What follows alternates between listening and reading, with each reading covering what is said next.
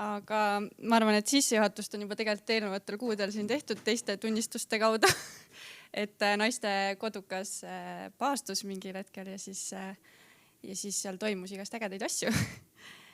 Ja põhipoint on see, et kui ma ühe korra juba tunnistasin, et ma sain ärevushäirest ja depressioonist vabaks, see oli umbes aasta aega tagasi, siis nüüd ma sain, tegelikult ma siis ei olnud, see oli siukene nagu natuke poolik või nagu protsessis veel, sest et tegelikult ma sain ka ATH diagnoosi, mis väga nagu toodi välja, et see oli üks põhjuseid lapsest saati, miks mul ärevushäire oli. Ja seda ma veel jätkuvalt nagu viisin Jumala ette. Aga eile Maarja ütles mulle, et ma peaksin ikkagi tunnistama. Ma väga ei tahtnud ja ma tegelikult väga põdesin. Ma siia ette räägin nüüd ühe naljaka loo, et mõtlesin, et äkki see on liiga isiklik lugu, aga te saate ka naerda natuke. Et eile õhtul tegelikult ma kõige rohkem ei muretsenudki selle üle, et siin rääkida, vaid üks nagu rünnaku koht, mis on olnud, on see, et mu ümberringi nagu lähimad sõbrannad kõik on nagu märganud muutusi ja nagu väga välja toonud, et sa oled nii muutunud ja see on nagu kinnitav olnud. Aga ma olen kogu aeg mõelnud, et aga kas mu abikaasa näeb ka neid muutusi? Et ta ei ole väga sükene, kes ütleks midagi otse. Ja mõtlesin, et aga äkki ta ei näegi neid muutusi. Äkki nagu, ma ei tea, tema näeb ju mind igapäevaselt, et äkki need muutused ei ole nagu sellised silmnähtavad ja need kahtlused tulid just nagu sellega seoses. Et kas Felix on nagu märganud üldse neid asju või? Ja natuke muretsesin, aga siis ma andsin kogu selle tunnistuse Jumala kätte ja läksin magama. Ja Jumal andis nii oma püha vaimu ja nii rahu ja rõõmu, et ma läksin lihtsalt magama täiesti rahuliku südamega. Ja ma hakkasin just magama jääma nagu reaalselt. Ma olin selles nagu faasis, kus sa kohe jääd magama. Ja siis nagu magasin ja siis järsku Felixi nägu ilmus mulle niimoodi siia. Ma isegi ei teadnud, et ta nagu oli voodisse tulnud, sest et ma nagu juba magasin pooleldi. Niimoodi ilmus üli lähedale mulle ja siis küsis, mis sa teed? Ja siis ma ütlesin, kallis, kuule, et sa näed ju, et ma nagu magan. Et mis küsimus on tavaliselt, kui inimene on silmad kinni, siis ta magab nagu või siis ta on kohe magama jäämas. Ja siis ütles, ei, sa ei näe üldse välja, et sa magaks, et sa on mingi särad ju nagu. Kuidas sa niimoodi magama saad jääda üldse?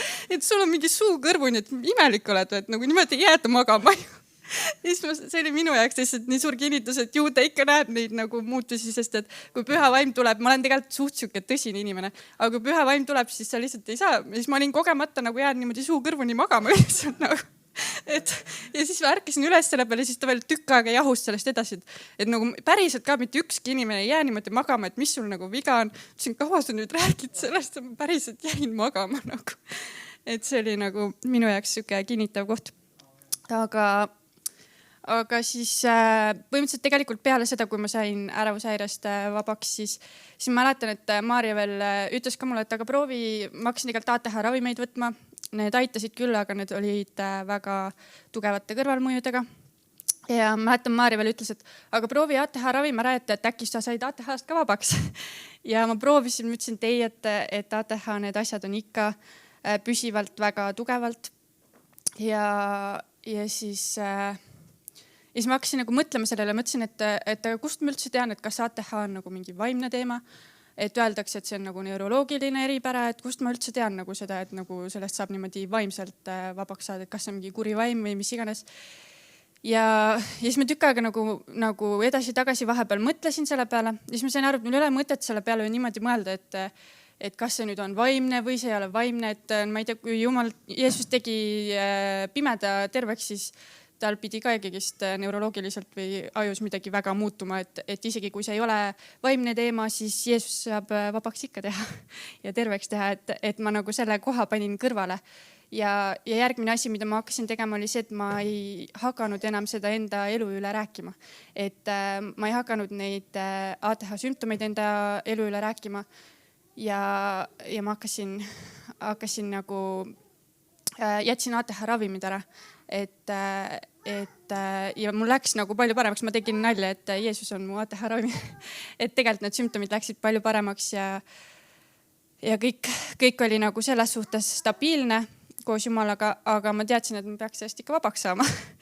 Ja mingi hetk, mul on ka migreen, ja ma olen tähele pannud, et paljudel, kellel on ATH, on millegipärast ka migreen, ma ei tea, miks need niimoodi seotud on. Aga üks hetk mul oli siis väga hull migreenihoog. Kellel on migreen olnud, siis teab, et lõpuks see läheb nii hulluks, et sa oled kuskil pimedas toas teki all, sa ei kannata isegi päevavalgust, et nagu lihtsalt üritad kuidagi seal ellu jääda ja oksendad ja nii edasi. Ja mul oli päris hull nagu migreenihoog ja siis mõtlesin, et jumal, et mis värk on, et nagu mis asi see migreen meil on ja et hakkasin nagu rohkem mõtlema selle migreeni ja ATH teema peale, et mis värk siis on ja mul oli see raamat ka, see Nad ajavad välja kurja vaime. Lugesin sealt natuke, et mingi migreeni vaim on ka olemas ja siis palvetasin, aga siis nagu midagi otseselt nagu ei toimunud, aga ma sain südamele nagu paastuda. Ma ei ole kunagi paastunud, sest et ma ei ole sellest kunagi niimoodi isiklikult aru saanud, et ma ei näinud pointi nagu lihtsalt niisama paastuda, kui ma ei saa sellest niimoodi aru. Ja siis ma sain aru, et tegelikult paastumine on ju see, et mingid asjad vaimsel tasemel nagu murtakse lahti ja see on kuidagi avanes mulle väga ja nagu sain südamele 3 päeva paastuda. Aga siis ma panin selle mõtte kõrvale, sest et mul on 3 väikest last ja siis mõtlesin, kuidas ma siis paastun 3 päeva pärast. Ma olen mingi megapahur ja kuidas ma nagu jaksan olla, et ma saan aru, et seal on see jõuetus ja asjad, kui sa ei söö. Ja siis panin nagu natuke selle mõtte kõrvale. Aga siis meil tuligi naiste hommik ja millegipärast teised hakkasid ka rääkima, et nad on südamele saanud paastuda. Ja siis ma ütlesin, et ma sain ka nagu südamele paastuda, ma ei teadnud, et teised ka said. Ja siis me otsustasime koos, et me paastume.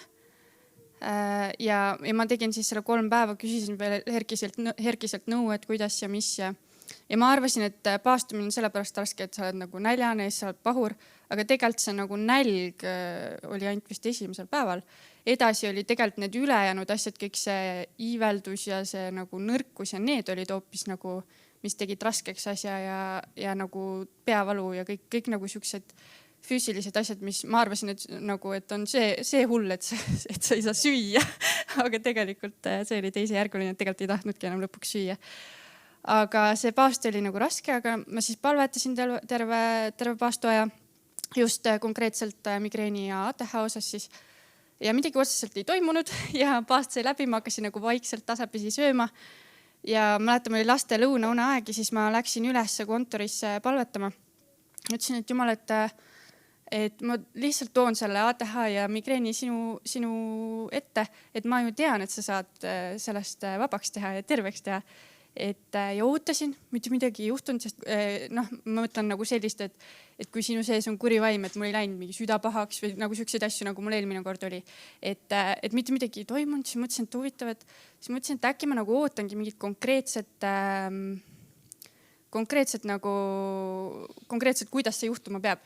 Ja siis ütlesin Jumalale, et ükskõik kuidas see juhtuma peab, et ma tean ju, et sa saad mu vabaks teha, et see ei ole küsimus, ma tean, et sa teed mu vabaks.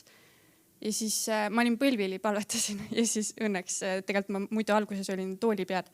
Ja siis ma olin põlvili ja siis ma järsku kogu keha läks niimoodi lõdvaks ja ma kukkusin küllili lihtsalt.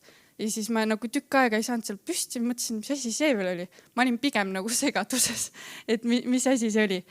Ja siis tõusin püsti sealt vaikselt ja siis mõtlesin, et mis see oli nüüd? Mingi siuke tohutu rõõm tuli ja selline, aga ma ikkagist olin nagu skeptiline, et ma ei saanud aru, mis asi see oli.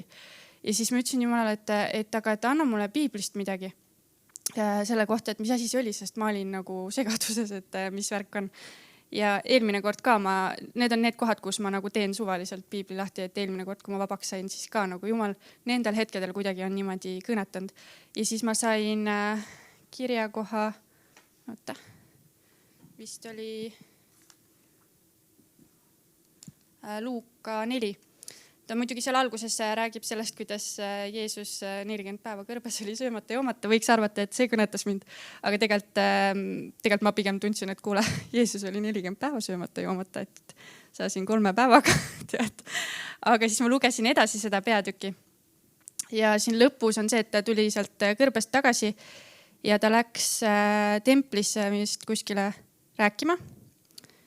Ja on selline pisike lõik, et Jeesus ajab välja rüveda vaimu. Ja seal ma ei hakka kogu seda praegu lugema, ma loen ühe koha siit kohe. Aga seal räägib siis sellest, kuidas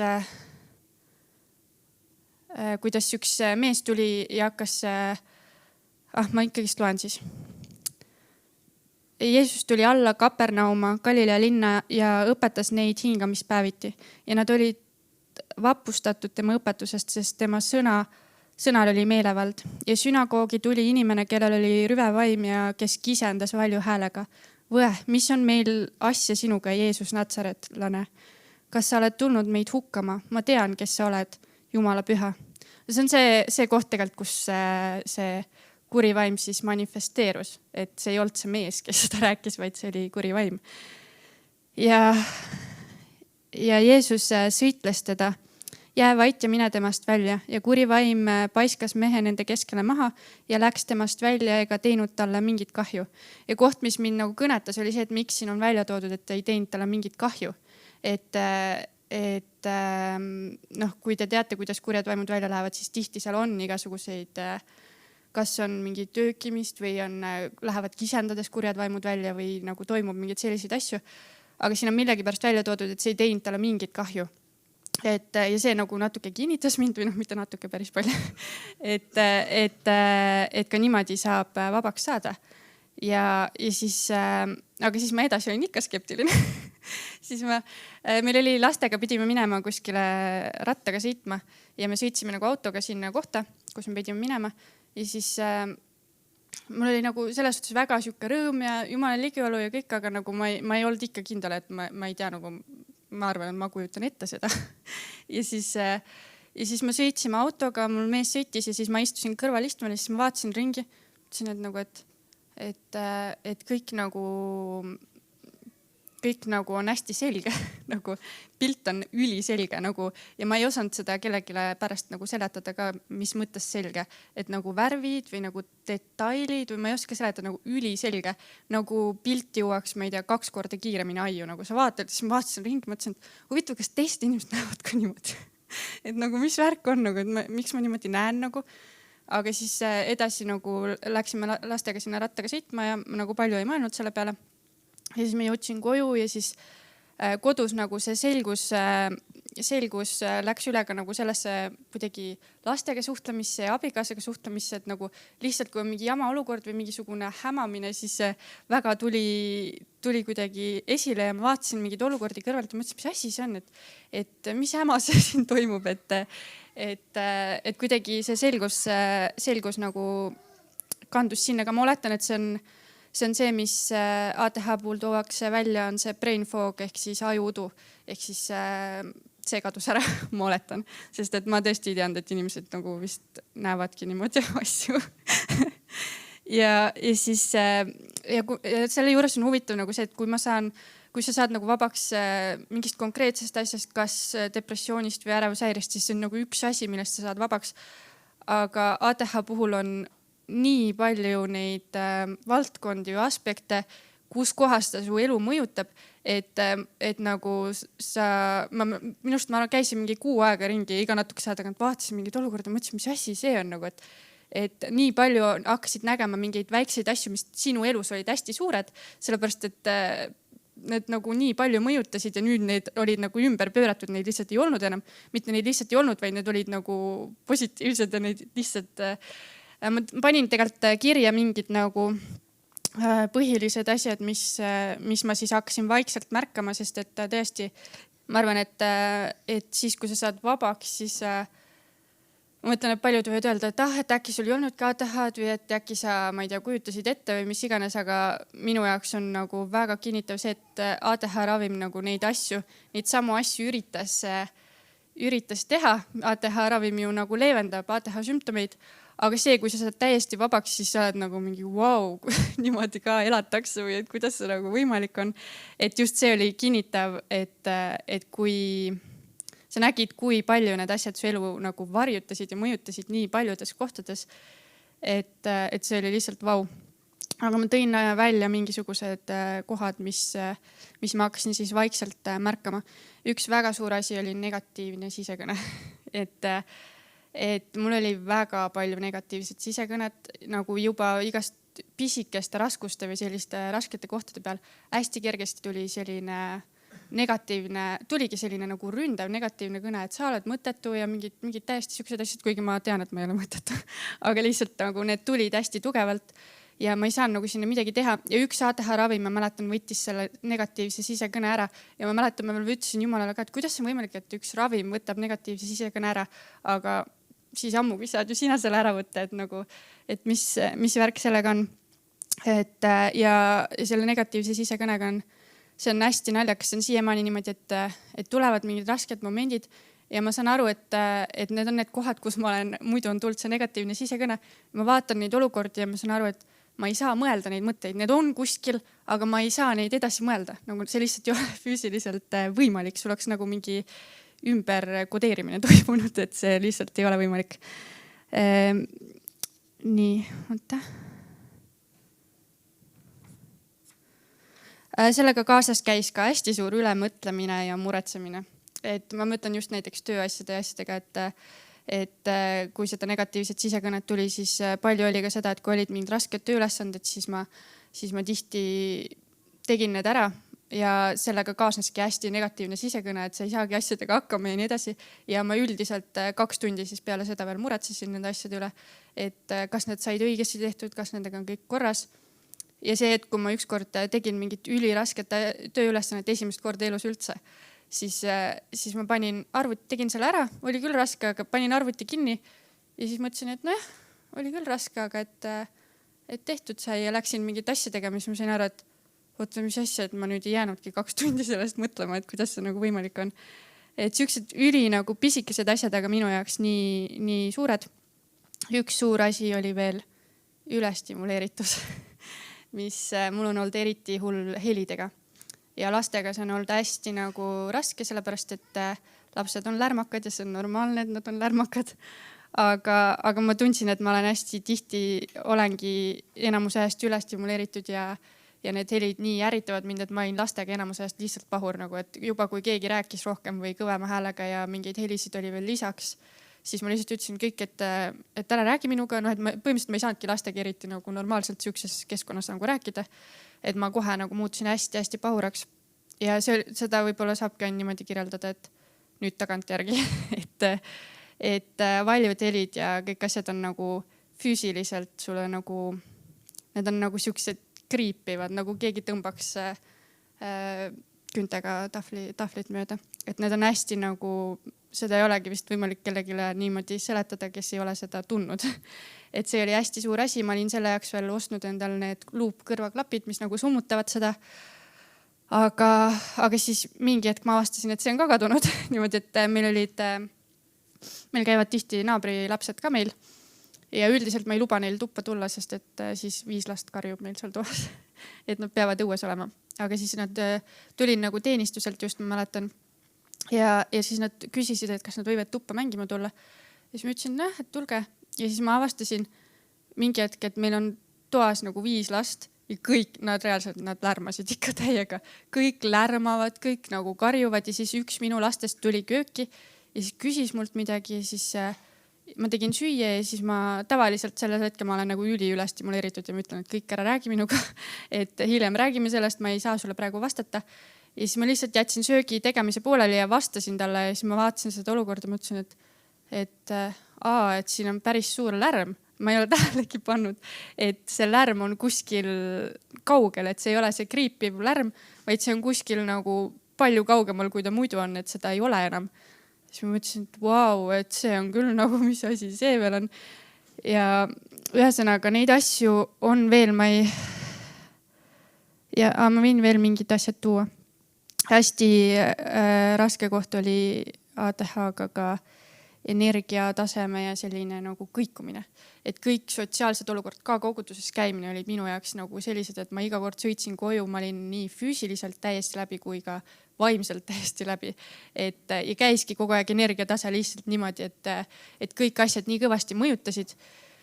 Ja kõige naljakam, mida ma Maarjal on hästi palju korrutanud, on see, et ma nüüd sõidan iga kord, kui ma sõidan näiteks kogudusest koju või siis kuskilt ürituselt mingi laste sünnipäevalt või asjalt nagu mis üldiselt siis tekitab väga suurt ülestimuleeritust ja palju on suhtlemist ja lärmi ja kõike, siis ma sõidan koju ja siis ma istun seal autoroolis ja mõtlen, et ja ma ei olegi väsinud.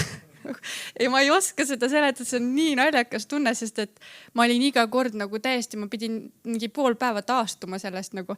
Ja siis lähen koju, siis mõtlen, et peaks vist puhkama, ma käisin kuskil, aga ma ei saa puhata ka, sest ma ei ole väsinud. Ja siis vahepeal alguses nagu proovisin harjumusest puhata siis, aga see energiatase on nagu lihtsalt niimoodi sirgelt terve päeva ja see on nii naljakas tunne, ma ei oska seda lihtsalt seletada. Et kui see varem oli nii nagu hüppav.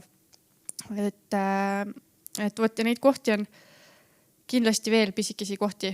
Ma ei ole kõik isegi kirja pannud, aga lihtsalt iga päev käisid ja märkasid nagu asju ja need on nii muutunud, et see on lihtsalt täiesti nagu ümber pööratud ja see on mega äge. Et ühesõnaga, mis ma nüüd pidin rääkima veel? Ja see oli järgmisel hommikul, kui ma pidin kogudusse tulema, siis üldiselt ma olen köögis siuke suht surplähmerdis, nagu mul kõik kõrbeb ja meil käis Päästeamet käis neid suitsuandureid kontrollima, siis ma ütlesin, et ei pea seda kontrollima, et ma teen selle suitsuanduriga koos süüa, nagu, et ta töötab, ärge muretsege nagu. Ja siis ma ärkasin üles, see oligi vist järgmine päev kohe, kui see oli juhtunud, see vabaks saamine. Ärkasin üles ja oli suht kiire, et pidime ju kogudusse jõudma ja süüa tegema ja ma hakkasin süüa tegema. Me tegime mingi 5 erinevat sööki. Ma ei tee tavaliselt, ma tean, et ma läheb kõrbema, ma ei tee nagu nii palju sööke korraga. Aga mingi praed peekonit ja siis teed putru ja ma ei tea, et kõik saaksid midagi süüa. Ja siis tegin reaalselt 4-5 erinevat sööki ja tegin nagu ülikiiresti need ära ja mitte midagi läinud kõrbema ja siis ma vaatasin, mõtlesin, ahah, mis see siis nüüd oli? Et kõik siuksed, nagu ma räägin, neid asju on nagu nii palju ja siiamaani tegelikult ma avastan mingeid asju, et kuule, kuidas see nagu võimalik on. Ja üks asi, mis ma tegelikult siia lõppu pidin rääkima veel, oli see, et kui saadakse vabaks mingitest asjadest, ka eelmine kord see ärevushäire ja need, siis üldiselt need asjad nagu üritavad tagasi tulla. Või nagu sellest on ka piiblis räägitud, et kui sinna asemel ei tule püha vaim, siis need asjad üritavad tagasi tulla. Ja see oli ka, et ma sain esimest korda niimoodi püha vaimuga täidetud peale seda vabaks saamist, et ma ei ole elu sees sükest asja tundnud. See oli nagu süke tunne, et seal kurguni püha vaimu täis ja ma tõesti nagu, ma ei suutnud vait olla, siis ma läksin poes mingitele inimestele lihtsalt nagu ma ütlesin, üritasin ennast tagasi hoida, et poes mitte inimestele öelda, et kuule, kas tead, et Jeesus armastab sind ja rääkisin omal sõbrannale ka, kes ei ole kristlane, ütles, kas on päris crazy omadega. Et see ei ole üldse nagu minulik ja nüüd ka nagu edasi, et ma olen nagu nii palju hakanud inimestele lihtsalt rääkima Jumalast, sest ma ei saa lihtsalt, see on nagu nii, ma pean ütlema neile ju, ma ei saa nagu, et see püha vaimuga täidetud saamine oli ka nii äge ja nii siuke, et ma ei ole elu sees siukest asja nagu tundnud, aga ühesõnaga, kui sinna asemel ei tule püha vaimu, siis piiblis on ju see koht ka, kus siis see kuri vaim võtab kaasa 7 hullemat ja siis on see olukord hullem, kui see ennem oli. et need asjad nagu üritavad tagasi tulla, aga need asjad, millest ma olen vabaks saanud, kõikidega on olnud see koht, kus nad on üritanud, tuleb see olukord nagu see oleks tagasi. Ja see nagu, me kuulasime Naiste Kodukaga ühte teenistust ka, või jutlust, kus räägiti sellest, seal nimetati neid strongholdideks, ehk siis need on need olukorrad, et sa oled vabaks saanud. Üldiselt, kui sinu sees on kuri vaim, siis ta ei taha, et keegi teaks, et ta seal on. Ta ju tahab seal olla ja ei ole nagu filmides, et keegi on mingi seestunud ja ma ei tea, et kõik mingi laamendavad ringi ja nii edasi, vaid et ta tekitabki vaimse tervise probleeme ja sõltuvusi ja kõiki siukseid asju, et ta ei taha, et keegi teaks, et ta on seal. Aga kui sa oled vabaks saanud ja see üritab tagasi tulla, siis see koht seal jutluses seletas seda lihtsalt nii lihtsalt ja hästi, et kui see kuri vaim on su sees, siis ta ei taha, et sa teaksid, et ta on seal. Aga kui ta üritab tagasi tulla, siis ta üritab tulla selle jutuga, et ta on tagasi ja ta on sinu sees. Et üldiselt ta ei ütleks seda, aga kui ta üritab tagasi tulla, siis ta üritab öelda. Ja ma mäletan, nüüd mul on ju aasta aega möödas, kui ma sain ärevushäirest vabaks ja siis, kui mul umbes aasta oligi möödas, siis olin kodus ja mul oli siuke tunne, et mul tuleb kohe paanikahoog. Ja mõtlesin, mis asja see on nagu, et mul ei olnud isegi ühtegi siukest olukorda, miks mul peaks paanikahoog tulema. Mõtlesin, mis värk on, et ma tean ju, et ma sain vabaks nagu ärevushäirest ja paanikahoogudest. Ja ma sain aru, et see on see koht, kus ma pean nüüd usus vastu seisma ja ütlema, et Jeesuse nimel ma olen vaba sellest. Ja see kadus nagu sekundiga ära. Nüüd hiljuti mul oli ka selle migreeniga, ma olin lapsega, olingi nagu siukselt ka vaimses siukses asutuses, kus toimub rohkem vaimseid asju. Me olime vaimse tervise keskuses haiglas uuringutel lapsega. Ja mul tekkis peavalu ja ma sain aru, et see on nagu migreeni peavalu. Võtsin valuvaigistit, mitte midagi ei aidanud, aina nagu keris edasi. Ja ma jälle mõtlesin, mis värk see on, et ma ju tean, et ma sain koos ATH-ga, ma sain migreenist ka vabaks, et mul ei ole enam migreeni. Ja üritasin seal inimlikult igast asju, et ja nüüd mul ongi nagu migreen ja hakkasingi mõtlema. Ja siis ma sain aru, ei, see on see koht, kus ma pean vastu seisma ja ütlema, et Jeesuse nimel mul ei ole migreeni. Et ma tean, et ma sain sellest vabaks ja samamoodi sekundiga see kadus ära. Üldiselt migreeni ei kao sul sekundiga ära, et see võib-olla vaibub natuke. Aga lihtsalt see on see koht, kus need vaimsed asjad nagu üritavad tagasi tulla ja teada nagu, et sa pead lihtsalt teadma, et sa saad nendele vastu seista. Võt. Ma rohkem ei oska midagi öelda.